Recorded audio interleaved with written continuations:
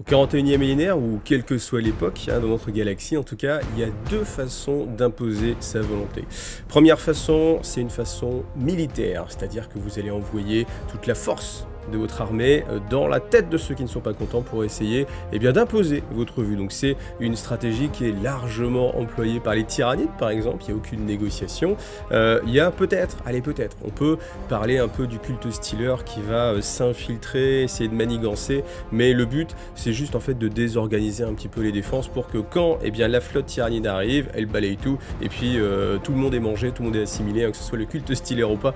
Donc ça voilà, les tyrannides c'est vraiment pour moi l'archétype de la force qui est imposée justement, de la volonté qui est imposée par la force. Ensuite on va avoir les orques évidemment. Les orques eux, en fait, alors j'irais même un peu plus loin, leur but c'est même pas d'imposer en fait une idéologie ou de la conquête de territoire, le seul but c'est la baston. Donc eux, bien évidemment, pas de négociation parce que quel intérêt de négocier quand ce qu'on veut c'est justement se bastonner.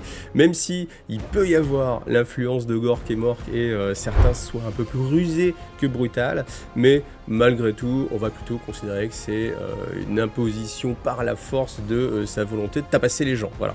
Après, bien sûr, on va avoir toutes les factions qui sont un petit peu plus middle, c'est-à-dire on va prendre justement les taux. Pour moi, les taux, c'est ceux qui sont le plus au milieu dans tout ça, parce que vous avez une très grande force militaire, toute la caste du feu, elle est développée vraiment pour imposer la volonté des éthérés, voilà. Mais malgré tout, il y a les castes de l'eau avec tous les diplomates qui sont là pour négocier. Donc c'est-à-dire que ça va coûter moins cher techniquement, ça va peut-être prendre aussi moins de temps d'échanger des ressources, des populations contre de l'armement, de l'équipement ou ce genre de choses.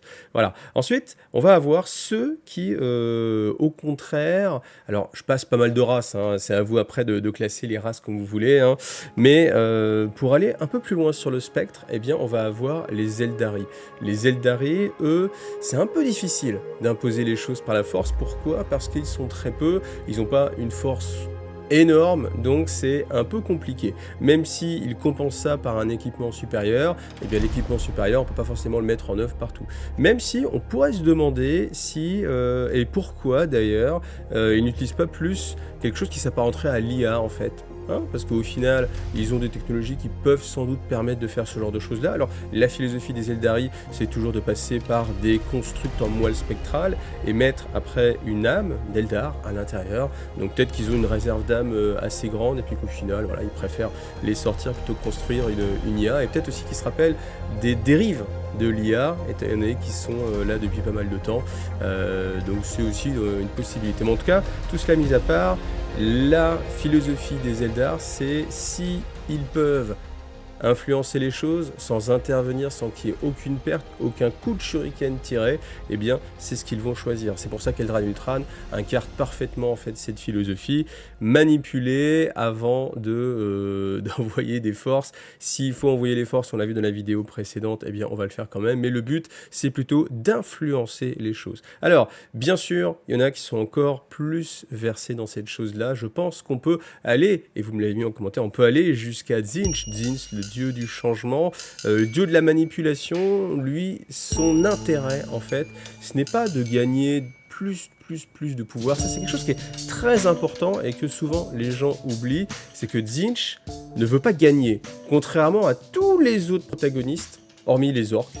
Les orques, le but c'est de se battre, donc à partir du moment où ils se battent, ils ont accompli leur objectif, peu importe s'ils gagnent ou peu importe qu'ils perdent.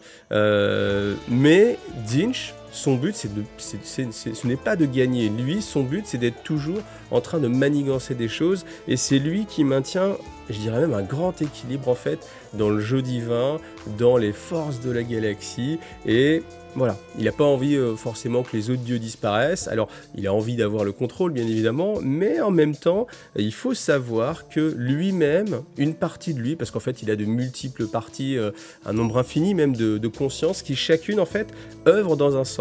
Il y en a qui sont dévoués en fait à la destruction des plans de Tzeentch lui-même. C'est-à-dire que lui-même concocte des plans pour contrer ses propres plans qu'il réalise. Donc ça c'est assez fou, mais je trouve que c'est la beauté de Tzeentch et c'est ce qui est plaisant en fait, parce que vous voyez on a toujours ce côté-là où chacun veut le pouvoir, et une fois qu'ils ont le pouvoir, qu'est-ce qui va se passer? Vous voyez Khorne par exemple, Khorne, son but c'est d'être le plus fort, d'un côté le plus en plus de crânes, mais au final s'il récolte tous les crânes de la galaxie, d'un coup, magique. Qu'est-ce qui se passe après? Il n'y a plus personne pour faire des enfants, il n'y a plus de crâne, et au final, il n'a plus de crâne. Et sa soif de sang et de crâne, elle va jamais pouvoir être étanchée. Et donc, voilà, là aussi, c'est presque stupide, en fait, parce que ce qu'il veut absolument, si jamais il l'obtient, ce sera la pire chose qui puisse lui arriver. Voilà. Après, pour Nurgle, on peut se poser aussi la question, parce que Nurgle, son but, c'est de propager la maladie, la joie. Après, peut-être que lui peut atteindre son but une fois que tout le monde sera infecté et résilient à cette maladie, ou aux différentes maladies, il pourra toujours faire le côté virus contre virus, en fait. Donc au final, lui ne peut jamais avoir de fin dans son objectif, parce que il va créer un virus inarrêtable, et du coup de fait il va essayer de trouver des mutations qui permettent de résister à ce virus, et ainsi de suite, et ainsi de suite, et ainsi de suite. Donc voilà, lui il s'amuse bien. Après, pour finir avec les 4 dieux, on peut parler de Slaanesh. L'idée, lui, Slaanesh, par contre, en effet, je pense que le moment, lui, il a une finalité, en fait. Si vraiment tous les êtres pensants s'adonnent à la débauche et prient Slaanesh, il aura un pouvoir immense, et au final, il sera rassasié, en fait, par l'afflux continu, en fait, de dépravation et de tout ce que peuvent imaginer, en fait, les races conscientes pour aller encore plus loin. Et bon, on peut imaginer que... alors, il y aura toujours à un moment une limite, évidemment, mais je pense que lui a de bonnes chances d'obtenir quelque chose une fois qu'il sera en haut de l'échelle. Voilà. Tout ça pourquoi? Tout ça pour rebondir sur un des commentaires. Je vous le mets. Alors, c'est un des commentaires de Gaëtan M30. Donc, il nous dit « Si ça se trouve, Artemis est manipulé par Tzeentch depuis le début. Ses visions l'ont poussé à déjouer le plan de Eldrad qui aurait mis à mal les forces du chaos, réduit les Eldar et par effet levier, réduit les ennemis de l'humanité. En agissant ainsi, Artemis a évité une bascule des forces. » Donc ça, c'était une réaction à la vidéo que je vous ai fait où on a Eldrad Ultran qui met à exécution son plan pour réveiller Enid, un dieu Eldar, le dieu de la mort. Si vous n'avez pas vu cette vidéo, allez hop, je vous mets le lien en haut, vous allez regarder. Donc ça, c'était assez intéressant de se dire que Artemis, en fait, alors Artemis, le principe, alors faut que je vous résume quand même un petit peu, bon, ça serait quand même bien que vous ayez regardé la vidéo, hein. En plus ça fera des vues en plus, hein, je compte sur vous.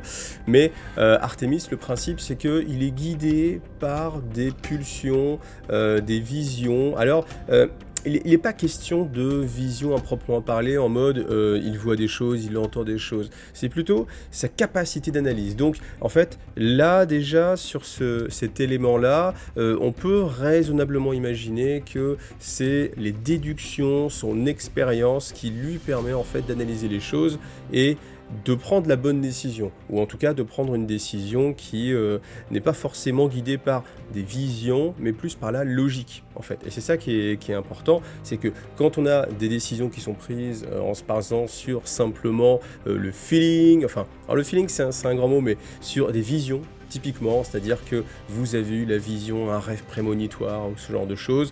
Là, on peut se dire, oui, effectivement, Tzeentch peut y avoir une manipulation. Si on part du principe qu'Artemis, c'est froid, c'est-à-dire que c'est une analyse et une conséquence, une sorte de causalité, et là, vous allez me dire, c'est Vashtor qui l'influence. Ouais, c'est pas impossible, mais vous voyez que c'est ce qui est intéressant dans l'univers de 40 000, c'est qu'il y a quand même beaucoup de jeux d'influence. Alors en fait, c'est inspiré de la vie réelle, hein, bien sûr, vous tous autour de vous, vous savez qu'il y a ces jeux d'influence qui s'exercent, mais la manipulation, eh bien là, elle peut être assez intéressante. Donc en fait, ça pousse à réfléchir encore un petit peu plus loin.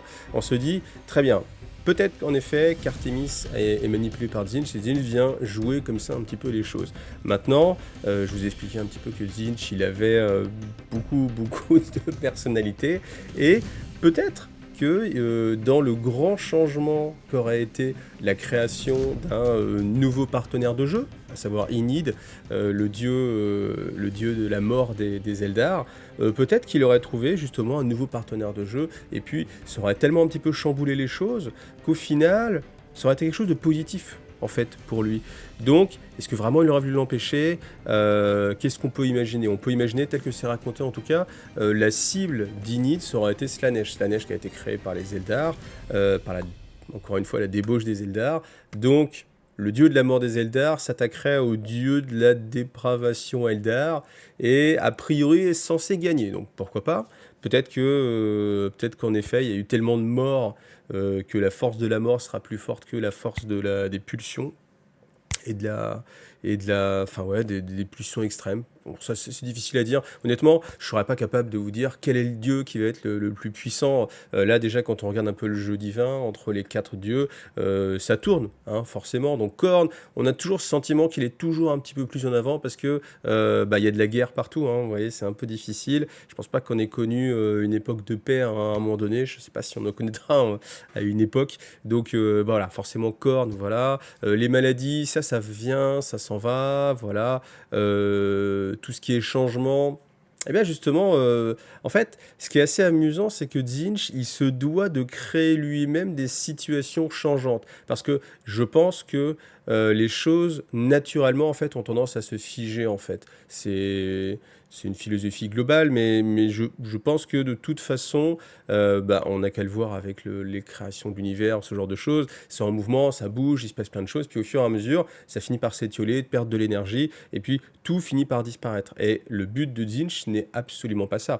Donc, Tzeentch doit avoir une action très concrète, et je pense que c'est le dieu qui turbine le plus, parce que il faut qu'il crée toujours des choses pour qu'il se passe des choses, et que les choses se mettent en branle, et que forcément, il y ait du changement, il y ait des nouveaux acteurs qui apparaissent. Et c'est cette notion-là, de nouvel acteur qui apparaissent, qui me fait penser, ça ne reste qu'une supposition, hein, ça ne se passe pas sur un texte qui dit Tzeentch a dit ça, mais ma supposition, ce serait quand même que Tzeentch devrait trouver ça intéressant que Enid naisse, parce que ça ferait un déséquilibre en fait dans la force, et lui en fait après il pourrait faire en sorte que Enid naisse, Enid va aller attaquer Slaanesh, Enid a priori serait plus fort que Slaanesh et pourrait le détruire, mais là Tzeentch interviendrait pour que Slaanesh puisse quand même s'en sortir, et que on reparte sur un cycle qui est un équilibre en fait dans les forces, dans le jeu des pouvoirs, et puis lui à chaque fois il vient appuyer comme ça sur un petit côté faut imaginer une sorte si on imagine qu'il y a 4 dieux, vous voyez, une sorte de carré qui tient sur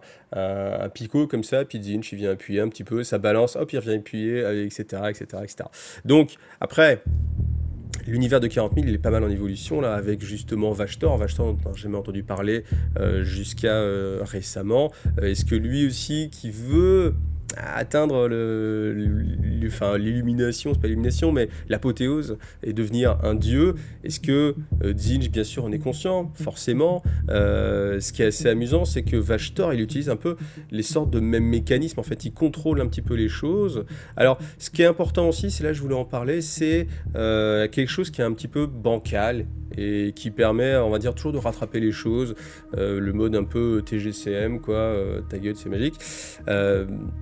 Vous avez la notion que dans le warp, eh bien, le temps ne passe pas de la même façon. Alors, qu'est-ce que ça veut dire? Est-ce que ça veut dire que ça va plus vite? Est-ce que ça veut dire que ça va plus lentement? Ni l'un ni l'autre. On nous dit juste que ça ne passe pas de la même façon. Ce qui veut dire qu'on peut tout faire.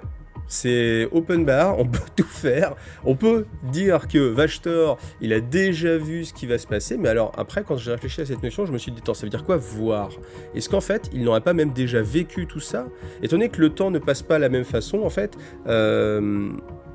comment dire, est-ce que, vous voyez, simplement on imagine Vashtor qui a un écran de contrôle, et dessus il fait défiler le temps, et puis il dit tiens, je vais regarder à cet endroit-là et je vois ce qui se passe à cet endroit-là? Ou alors est-ce que c'est comme le temps ne passe pas de la même façon, il peut aller à certains endroits matériels, et quand il arrive dans cet endroit matériel, il se retrouve à une époque donnée en fait, et il peut scroller dans les époques, mais lui-même est acteur en fait de cette époque-là. En fait, c'est vraiment ça qui est important, c'est est-ce qu'il doit être acteur pour être conscient des choses, ou est-ce qu'il peut, tel un être omniscient et un narrateur externe, être en dehors de l'histoire elle-même et juste l'observer, c'est-à-dire même observer ses propres actions pour voir quelles sont les conséquences. Vous voyez? Donc ça, je ne sais pas si vous avez des idées sur ces possibilités-là, mais moi, cette notion de, dans le War, parce que je parle de Vashtor, parce que Vashtor, c'est vraiment celui, à mon avis, qui l'utilise presque le plus, parce que contrairement à Tzeentch, je pense que lui, c'est toujours en fait faire des plans pour qu'il se passe des choses, et tous ces plans, il les envoie un peu comme un jeu de domino, ça s'éparpille, et plus ça fait un motif complexe, et plus ça rentre en interaction, plus ça lui plaît. Et je pense au contraire que Tzeentch, son but, c'est de ne pas savoir ce qui va se passer. Il a envie d'avoir cette surprise. Vous voyez, un petit peu comme on mélange des ingrédients, un petit peu comme une sorte de chimiste qui mélangerait des ingrédients. Alors il sait que tel plus tel, ça fait ça, mais il n'a jamais testé avec autre chose, etc. Il teste et puis ça vous fait un feu d'artifice multicolore, ça vous fait des mutations, ça fait des implications. Et c'est ce qui plaît en fait à Tzeentch, c'est l'amusement, le changement. Vachtor, lui, c'est différent. Lui, il a un but, encore une fois, et il tend vers ce but-là. C'est-à-dire que Tzeentch, je pense que tant que ça bouge, ça lui va, d'accord? Et si à un moment donné, il s'aperçoit que ça va être dans un sens qui va être compliqué à faire changer de direction, en fait, parce que ça va être trop impliquant, trop difficile, là, il intervient, et ainsi de suite. Vachtor, lui, il a un objectif final, et il veut atteindre cet objectif. Et il va mettre en place des mécanismes de vie, de causes, conséquences, pour justement arriver à ce moment-là. Hop, petit passage publicitaire. Je vous rappelle que YouTube, c'est ma seule source de revenus, hein, c'est mon travail à plein temps. Donc si vous voulez me soutenir, vous avez Tipeee, bien évidemment. Donc ça, c'est un soutien très direct, hein, vous me donnez directement des sous-sous pour que je continue. Ou alors vous avez les liens d'affiliation, vous avez tous mes partenaires. À chaque fois que vous faites des commandes chez eux, je retouche un petit quelque chose. Donc ça vous permet en général de faire des économies, parce que c'est un code promo. Et puis moi, de continuer à avoir du temps pour vous fournir des vidéos. Voilà, et puis passer un bon moment ensemble, hein, surtout c'est ça l'important. Je reviens sur le message de Gaëtan qui dit que forcément réduire les Eldar, c'est donner du pouvoir à l'humanité. J'émets un petit doute quand même parce que malgré tout, les Eldar s'allient par intérêt à l'humanité. L'humanité, de la même façon, va utiliser les Eldar pour lutter contre un autre ennemi. Je ne pense pas que réduire les Eldar ou même faire disparaître les Eldar ferait gagner l'humanité. Au contraire, je pense même que c'est, on va dire, une sorte de mal nécessaire entre eux et qu'ils ont besoin de cette coopération. Alors, cette coopération-là, c'est quelque chose qu'on voit de moins en moins. Je sais qu'à une époque, je me rappelle que vraiment dans les alliances qui étaient communes, on avait vraiment Eldar, Imperium. C'était des choses qui collaient bien. J'ai l'impression que maintenant... très récemment, en fait, depuis 3-4 ans, c'est plus le cas. Vraiment. Donc, en tout cas, il n'y a pas eu d'interaction majeure dans ce sens-là. On a pu avoir des interactions plus avec les taux, par exemple, pour se défendre contre des ennemis communs. Même si on l'a vu, hein, je crois, dans la guerre des Daka, au final, personne n'arrive à se mettre d'accord, et voilà. Mais bon, après, c'est l'Imperium. Si l'Imperium, comme il n'est pas dirigé... Alors, vous allez me dire, si, bien sûr qu'il est dirigé par une seule vision, celle de l'empereur, de l'humanité, bien sûr. Pas du tout. Pas du tout, en fait. C'est les hauts seigneurs qui dirigent, et après, chaque force, chaque gouverneur planétaire va avoir aussi son petit micmac. Il fait un petit peu ce qu'il veut, s'il a envie de telle ou telle chose, etc. etc., etc. C'est tellement tentaculaire que je ne pense pas qu'on puisse dire que ça va dans une seule direction. Contrairement aux taux, par exemple, où les taux, la caste des éthérés, a priori...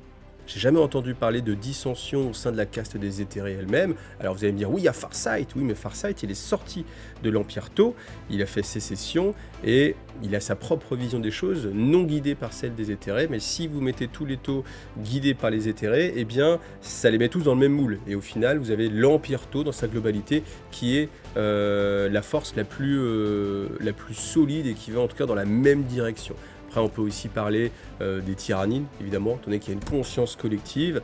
On peut imaginer aussi que cette seule conscience va dans une même direction. Et ceux qui disent, oui, mais on a déjà vu des flottes se battre ensemble, ça, c'est juste pour se renforcer, en fait. C'est comme si vous faites un entraînement. Vous tapez vos 2 points l'un contre l'autre, et puis vos 2 points se renforcent. C'est exactement ce qui se passe, hein. Quand vous avez une flotte ruche qui rencontre une autre flotte ruche, c'est incroyablement riche pour la flotte ruche, parce qu'elles ont chacune leur expérience, elles ont pris des ressources génétiques à gauche à droite, elles viennent se battre, tac tac tac, il va forcément rester quelque chose, tout ça c'est assimilé, c'est fusionné, on a testé des choses, on a vu qu'est-ce qui marchait le mieux, on a vu qu'est-ce qui était le plus résistant, et après hop, on refait popper avec toute cette biomasse une nouvelle flotte ruche, et elle est la somme, encore plus, le carré de tout ce que, ou même l'exponentiel de tout ce qui a été mélangé en fait. Et voilà, donc là, sur l'Imperium, je pense que si on enlève la faction des Eldar, au contraire, je pense que ça affaiblit l'Imperium. Et ça, on l'a vu avec Gathering Storm, dont je vais vous parler prochainement. Les Eldar ont permis à l'Imperium d'exister actuellement. Tout simplement. Parce que la suite, je pense que vous le savez, mais on le détaillera encore une fois, mais c'est que les Eldar ont permis le réveil de Roboute Guilliman. Roboute Guilliman a fait les croisades d'Indomitus. Les croisades d'Indomitus, c'est ce qui a permis bien, de réveiller les Primaris et puis d'envoyer comme ça des Primaris à l'ensemble des chapitres qui sinon se seraient fait tous décimer. Hein. Je pense aux Blood Angel par exemple. Les Blood Angel, s'il n'y avait pas eu les Primaris, ils n'existeraient sans doute plus. Il y aurait peut-être Méphiston qui se bat tout seul, avec un pouvoir incroyable. J'imagine bien tout seul sur Baal en train de lutter depuis des mois et des mois contre toute la flotte tyrannide à lui tout seul. Bon, ok. Peut-être en croquant un petit tyrannide de temps en temps, histoire de se nourrir un petit peu, je sais pas. Mais en tout cas, certainement, pour moi, sans Eldar, l'Imperium serait plus à mal. Voilà, même si, bien sûr, il n'y a pas d'alliance ouverte, tout ce genre de choses. Donc, là, pour le cas présent, pour Tzeentch, je pense qu'au contraire, pour répondre à ce commentaire, je pense qu'au contraire, il aurait favorisé la naissance d'Ynid et après favorisé la résilience de Slaanesh contre Ynid pour qu'il y ait un petit peu plus de mouvement et ainsi de suite. Voilà. Alors après, on peut se dire aussi peut-être qu'il ne voulait pas que... Alors, peut-être qu'il ne voulait pas que les Eldar décèdent, mais en fait, le travail d'Eldrad-Lutran, c'était justement de faire en sorte que Ynid naisse sans pour autant que la race des Eldar s'éteigne. Parce que la prophétie, elle dit que le jour où le dernier Eldar ou Eldari vivant disparaîtra, ça sera l'étincelle finale qui permettra à Ynid de se réveiller. Le but d'Eldrad-Lutran, c'était d'utiliser justement le réseau d'Affinity et toutes les âmes qui sont dans les vaisseaux mondes, les relier et alimenter Ynid avec des Eldar déjà morts physiquement en fait, et pour laisser ceux qui sont vivants encore en place. Voilà.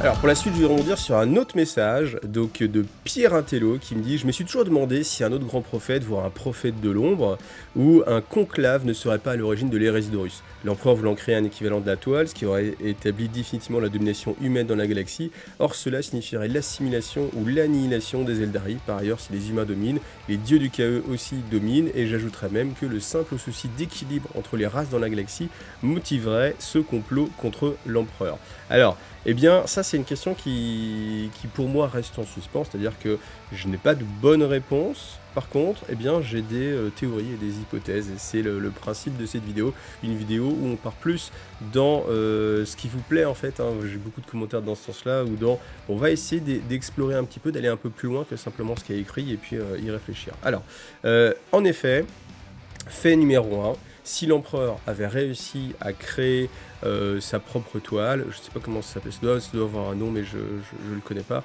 s'il avait réussi à créer son propre réseau, eh bien ça aurait mis à mal le Warp. Pourquoi ? Parce que on ne serait plus passé par le Warp, on ne l'aurait pu utiliser, et on peut même imaginer que tout ce qui est Psyker, eh bien aurait été chassé encore un peu plus. Déjà c'est le choix qui avait été fait. L'empereur a choisi, eh bien avec le traité de Nicaea, je ne sais jamais comment ça se prononce, ou Nicaea, un truc comme ça, d'interdire l'utilisation des pouvoirs psychiques. On se rappelle par exemple qu'il y avait tous les librarians des légions Space Marine qui se retrouvaient isolés, mis de côté, et ne devaient plus utiliser leur capacité.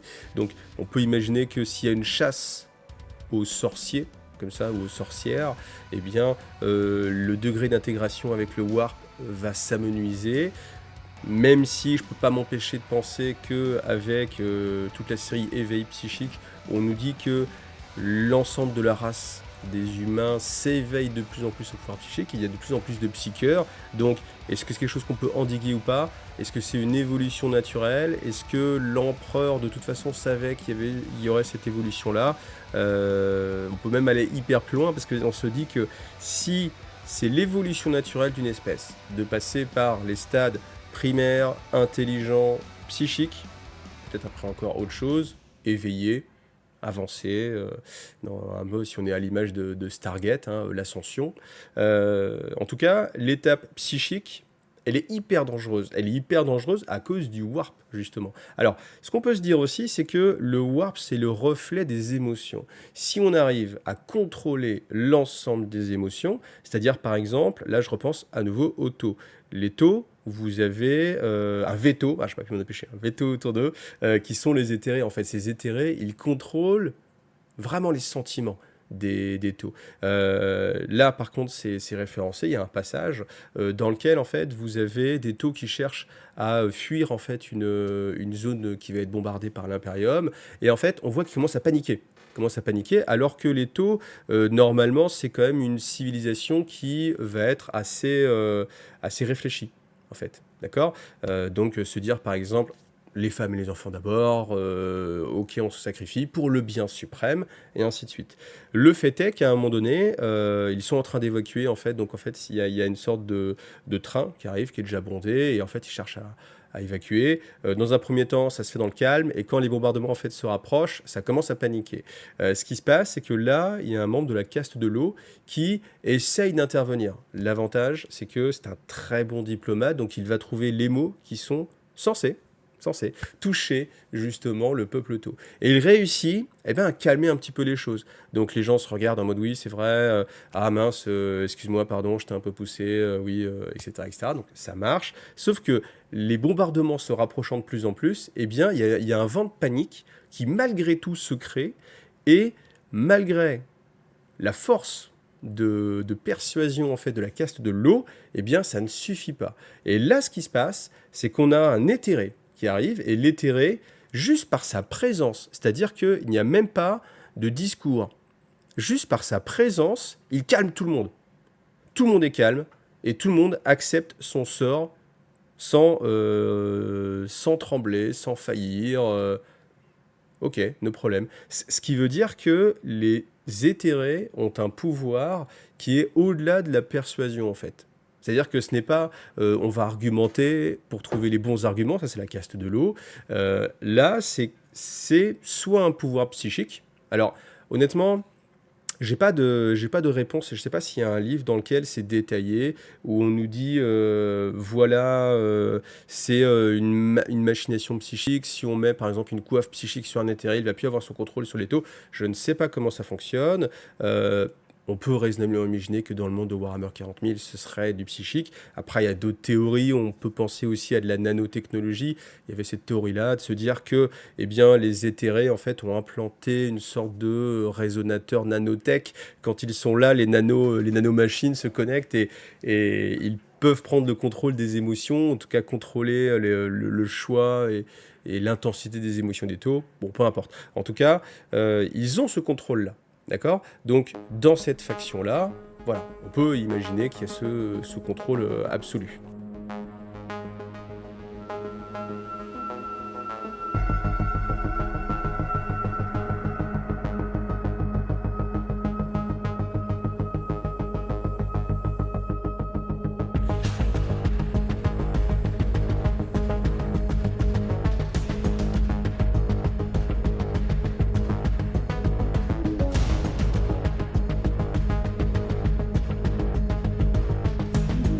Donc pour en revenir à mes propos, si on constate qu'il y a une évolution naturelle qui se fait vers le warp, vers le côté psychique, si le warp, encore une fois, est le reflet des émotions, pourquoi je parlais des taux, c'est que les taux, ils ont un très faible reflet dans le warp, c'est-à-dire que leurs émotions ne donnent pas beaucoup de matière en fait, pour la création d'entités dans le warp. Même... Là, je repense à ma vidéo sur le dieu des taux, parce qu'il y a un dieu pour les taux. Si vous ne connaissez pas cette vidéo, allez, j'essaie de vous la retrouver, puis je vous la mets là-haut. Vous allez apprendre des choses. Bon, du coup, comme je vous ai mis la vidéo, que j'en ai déjà parlé, on passe un petit peu. Mais en fait, l'idée, c'est que si on peut contrôler complètement une civilisation, enfin une espèce plutôt, on peut limiter le moment où elle va passer dans le côté psychique, on peut limiter la dépravation, encore une fois, et même tous les instants. En fait, c'est tout simplement ce qu'en font les Eldar. En fait, les Eldar essaient de contrôler le plus possible leurs émotions, et c'est pour ça qu'ils suivent des voies, la voie du guerrier aspect, la voie du grand prophète, la voie de l'artisanat, et en fait, ils se concentrent sur un seul aspect des choses pour ne pas laisser d'emprise en fait au chaos. Alors, en fait, il faut toujours distinguer en fait le warp du chaos. C'est deux choses différentes. Il y a les dieux du chaos et il y a les entités dans le warp qui sont justement le reflet des choses. Et c'est vraiment deux choses différentes. L'un n'implique pas l'autre. D'où la création encore une fois du dieu pour les taux, Enid, qui existe et qui n'est pas un dieu du chaos. Pourtant, il existe parce que il y a cette matérialisation à travers le warp. Donc, couper l'univers matériel du warp avec justement la toile et la toile de l'humanité, eh bien forcément je pense que c'est quelque chose qui était très négatif pour le chaos. Surtout ce qui peut être aussi très négatif, c'est que l'empereur pourrait avoir suffisamment de contrôle pour faire un peu comme les Eldar, et c'est-à-dire limiter les pensées de tous les êtres psychiques pour justement passer cette étape-là et puis aller vers une ère d'illumination complète de l'humanité. Alors après, on pourrait parler des heures et des heures de la faiblesse du plan de l'empereur, de toutes les erreurs qu'il a commis pour arriver à ce but, et au final, que l'hérésie d'Horus, c'est un peu le résultat de ce qu'il a fait, donc il a mal géré, quoi, entre guillemets. Donc là, est-ce qu'on peut imaginer que certains, soit les grands prophètes, soient intervenus justement pour créer l'hérésie d'Horus, pour la favoriser ou pas? Je pense que c'est certain que oui. Déjà, ce qui est certain, c'est que Eldrad Ultran, on l'avait vu dans la vidéo précédente, il est intervenu pour prévenir. Alors, j'ai pas lu ce passage, mais vous l'avez mis en commentaire, donc a priori, voilà, pour prévenir Fulgrim, pour lui dire, attention, Horus est en train de trahir, voilà, c'est pas bien, fais-y attention, je t'ai prévenu. Ce qui s'est passé, c'est qu'a priori, le démon qui était enfermé dans son arme disait, non, Eldrad te ment, il faut tuer tous les Eldar, etc. Et que Fulgrim a tué les Eldar, mais a quand même été voir Horus, et que c'est comme ça qu'il est passé du côté d'Horus. Donc, au final, s'il n'y avait pas eu cette interaction avec Eldrad Ultran, qui essayait justement d'empêcher les choses, eh bien, Fulgrim serait peut-être pas passé du côté d'Horus. Donc là, encore une fois, est-ce que c'était le but d'Eldrad? Sûrement pas. Je ne pense pas. Est-ce que peut-être on nous dit qu'il a... En fait, c'est ça toute la subtilité en fait des choses. Et à chaque fois qu'il y a une sorte de voyage temporel où j'ai vu l'avenir, on se demande toujours quel est le but en fait. Parce que il y a une phrase moi, qui m'a toujours marqué, c'est on rencontre son destin par les chemins qu'on prend pour l'éviter. Ça, c'est une phrase qui est très forte. Et dans le cas d'Eldrad Ultran, il sait que l'hérésie d'Horus va exister, et donc il a des informations sur ce qui va se passer. Eldrad Ultran, lui, il ne voyage pas dans le temps, mais il a des visions de ce qui peut se passer. Si on imagine qu'il voit ces choses-là, il est censé voir aussi les résultats de ce que lui va entreprendre. Et si il sait que l'hérésie d'Horus aura lieu, il sait normalement aussi que s'il va voir Fulgrim, eh bien, ça va donner le résultat suivant, à savoir que Fulgrim va rejoindre Horus et que ça va renforcer l'hérésie d'Horus, et ainsi de suite. Donc, est-ce qu'il le fait vraiment pour prévenir l'hérésie d'Horus elle-même, et pour dire non, je ne veux pas que l'hérésie d'Horus ait lieu, donc je vais vraiment prévenir Fulgrim pour qu'il lutte contre Horus, mais peut-être qu'il le fait aussi parce qu'il sait qu'en allant faire cette action-là, qui est traduite par « j'essaye d'empêcher l'hérésie d'Horus d'arriver, par contre, j'ai pas réussi », eh bien, il va créer des facteurs qui vont favoriser l'apparition de l'hérésie d'Horus. Donc, même sur Eldrad Ultran, on peut se poser la question, parce que, évidemment, le but d'Eldrad, là, il est assez compliqué, parce que, évidemment, il n'a pas envie que l'hérésie d'Horus aboutisse. Donc, pour pas qu'elle aboutisse, évidemment, la tuer dans l'œuf, c'est encore mieux, parce que si l'hérésie d'Horus aboutit, ça veut dire que l'humanité est dirigée dans sa globalité par les dieux du chaos, auquel cas la force du chaos là serait vraiment décuplée. Parce qu'on imagine que si, vous le savez, j'imagine, mais je le rappelle au cas où, les dieux du chaos tirent leur force des émotions, des actions des vivants dans le monde matériel. Donc, s'il n'y a plus personne, parce qu'ils ont tué tout le monde, ils vont perdre toute leur force, et voire même disparaître. On peut imaginer que dans une galaxie dans laquelle toutes les forces combattantes se sont auto-annihilées, avec Khorne, eh bien, à un moment donné, plop, il disparaît, parce qu'il n'y a plus aucune pulsion agressive, pulsion soif de sang, donc voilà, ce serait un échec.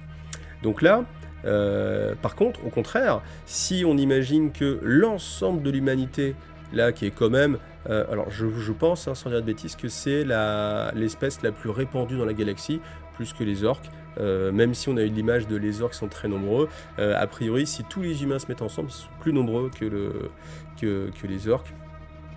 Si eux tous, si nous tous, nous passons du côté du chaos, forcément, ça va décupler les forces du chaos. Parce que là, il y a un équilibre en fait. Il y a beaucoup plus du côté de l'Imperium plutôt que du côté du chaos. Et pourtant, le chaos est très fort. Et le chaos, techniquement, il gagne souvent ses batailles. Hein. Là, la cicatrice malédictum qui s'est ouverte, c'est pas une preuve qu'ils sont en train de se craquer. Hein. C'est plutôt une preuve que ça marche plutôt pas mal hein, dans le plan, dans le jeu divin pour conquérir en fait la galaxie. Donc voilà, le but clairement d'Eldran, c'était quand même malgré tout d'empêcher les choses. Après, est-ce qu'il savait, et ça c'est presque une autre possibilité, mais qui est plus tentante, encore plus séduisante, si on va un échelon plus loin, est-ce qu'il savait que en prévenant Fulgrine allait créer l'hérésie d'Horus, mais que malgré tout, l'hérésie d'Horus ne serait pas suffisante et que ça créerait une sorte d'annihilation collective du grand œuvre de l'empereur et que ça affaiblirait complètement l'Imperium, suffisamment en tout cas pour que, eh bien, il ne soit plus une menace directe, ou en tout cas à moyen terme, alors à l'échelle de la galaxie, hein, à l'échelle d'Eldran Lutran qui a déjà vécu 10 000 ans, voilà, à une échelle, voilà, vous imaginez, et que l'humanité ne serait plus une menace, et qu'elle serait aussi dans cette phase un petit peu de déclin. Parce que là, très clairement, pour moi, l'humanité, elle est dans une phase de déclin. Alors bien sûr, elle est croisée un Domitus, etc. Mais au final, on se retrouve avec quelle situation? Là, actuellement, en V10, on est à quelle situation? On est une situation où, certes, les chapitres Space Marine ne se font pas forcément détruire. Ceux qui se font détruire se font remplacer par Belisarius Cawl, c'est magique, je te prends un chapitre, quand il faut en remplacer un. Voilà. Mais le fait est que chaque planète de l'autre côté de la cicatrice malédictum, donc dans l'Imperium Nihilus, là où il n'y a pas la lumière de l'Astrodemicane, est isolée. Et chaque monde isolé, il ne peut pas se défendre. L'Imperium, c'est pas comme Macrage ou Macrage. Macrage, en fait, c'est un empire, l'empire d'Ultramar, où il est autosuffisant. Il y a vraiment cette notion, c'est le seul endroit, bon après vous allez me dire il y a Terra, Mars, etc. Ok, mais sinon c'est un des seuls endroits du coup qui est autosuffisant, qui se défend tout seul et qui peut être autonome. Toutes les autres planètes, elles sont interdépendantes. Hein, tel qu'on le voit, alors c'est même le reflet de la géopolitique actuelle, c'est que tout le monde est interdépendant. On a besoin de cet agrimonde parce qu'il va nourrir en fait toute la population. On a besoin de ce monde de ressources parce qu'il va donner les ressources pour que ce monde technologique puisse construire des arbres, des équipements, des routes, etc., etc. Et on a besoin de ces échanges-là. On a besoin de pouvoir communiquer. Là, honnêtement, le fait est que à chaque fois qu'on nous parle de l'Imperium Nihilus, on nous dit que c'est quasiment impossible de voyager dans le Warp. Ce qui veut dire qu'il n'y a plus aucune communication entre les planètes, que ce soit mentale ou psychique, c'est-à-dire avec les psycheurs qui vont transmettre des informations, ou que ce soit, enfin les astropathes, pardon, ou que ce soit avec une transmission de matières premières, de ressources, d'humains. Donc forcément, je pense que tout ce qui est du côté Imperium Nihilus devrait, pas s'autodétruire, mais se disloquer et disparaître en fait. Ce qui n'est pas le cas, mais en fait là on a le problème toujours de... on peut pas casser un univers, enfin on peut pas casser Warhammer 40 000, par contre il faut mettre de la tension, donc il faut toujours aller plus loin, plus haut. Moi ça fait des éditions qu'on est à, je crois que c'était en V5, première fois, V5, 6, V7, ouais c'est ça. Je crois que c'était en V5, ils ont commencé à dire, attention, il y a un dysfonctionnement incroyable dans le trône d'or, et il n'est pas impossible qu'on soit à la fin des temps. Et on se retrouvait avec une datation qui était genre 40 299. Voilà. Donc, moi je m'étais dit... qu'est-ce qui va se passer après? Parce qu'en fait, on a toujours eu comme ça, c'était avancé. Qu'est-ce qui va se passer après? On va arriver à l'empereur peut-être, The Star Shield, la réincarnation, etc., etc. On peut partir dans tous les délires qu'on veut. Mais on allait arriver à la fin de 40 000, on est passé à 41 000. 41 000, Warhammer 41 000. Le fluff n'a pas évolué en V6. C'est-à-dire que moi, je me rappelle, j'ai pris mon bouquin V6, première chose, j'ai foncé vers le passage qui disait « Mais qu'est-ce qu'il arrive au trône d'or? Qu'est-ce qu'il arrive au trône d'or? Le trône d'or a une défaillance incroyable. »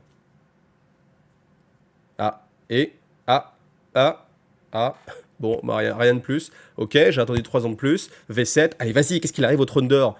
Le trône d'or a une défaillance incroyable. L'astromécane, c'est déjà coupé. Et c'est tout. Et c'est tout, ok. Et puis après, on arrive à la V8. Cicatrice maledictum. Tu fais waouh! Et cicatrice maledictum, c'est incroyablement cataclysmique. D'accord? Mais, eh bien, maintenant, comme l'Imperium est coupé en deux, le temps ne passe pas à la même vitesse. Et là, qu'est-ce qu'on retrouve? On retrouve l'argument.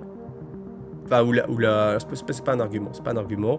La béquille scénaristique de la mort qui ne fait pas passer le temps. Ce qui veut dire que tout se passe à des époques différentes et que personne ne sait quelle est la datation classique. Donc on était à 40 999 et au final, 100 ans plus tard, parce que la croisade Numitus elle dure des centaines d'années, on se retrouve en peut-être 40 935.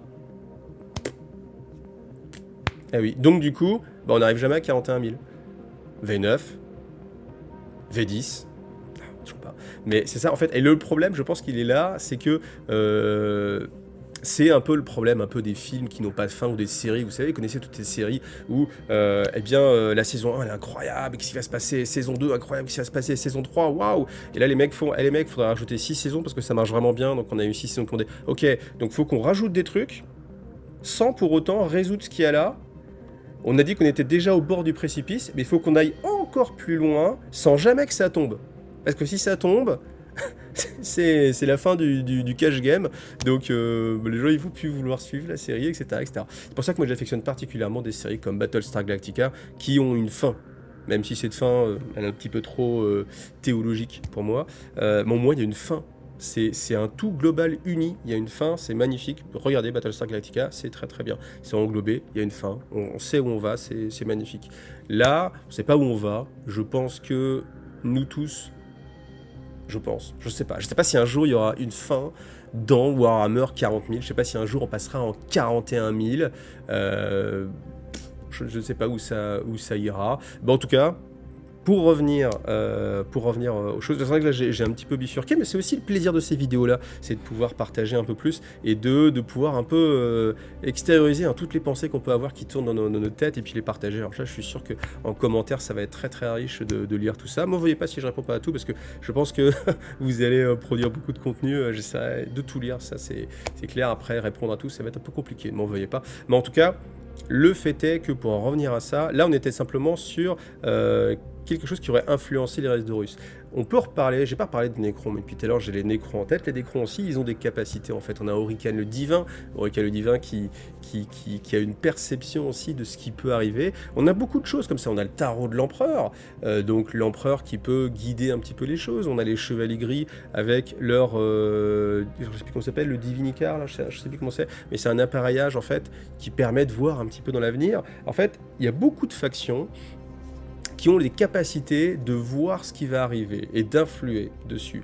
Le fait est que si on est beaucoup à savoir ce qui va se passer, au final, qui prend le lead en fait? Parce que moi je sais que si il se passe ça, il se passe ça. Mais moi je sais que si tu fais ça, il va se passer ça.